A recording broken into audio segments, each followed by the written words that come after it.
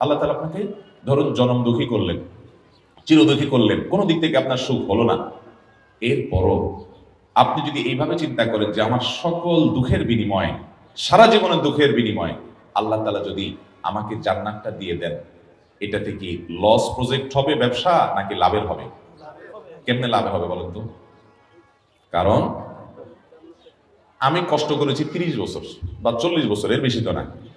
একজন মহিলা বিয়ে হওয়ার পরে কত বছর বাঁচে?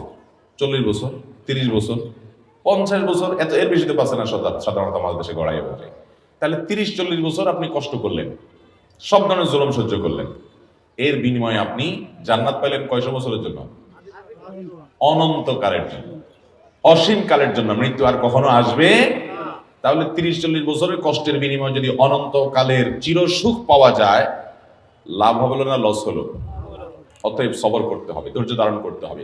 ধৈর্যশীলদেরকে আল্লাহ তাআলা তাদেরকে বিনা হিসাবে দিবেন পুরস্কার, বিনিময় বিনা হিসাবে জান্নাত দিবেন। অতএব আমরা সবর করবো তো ইনশাআল্লাহ। আল্লাহ আমাদের মা বোনদেরকে সবর করার তৌফিক দান করুন।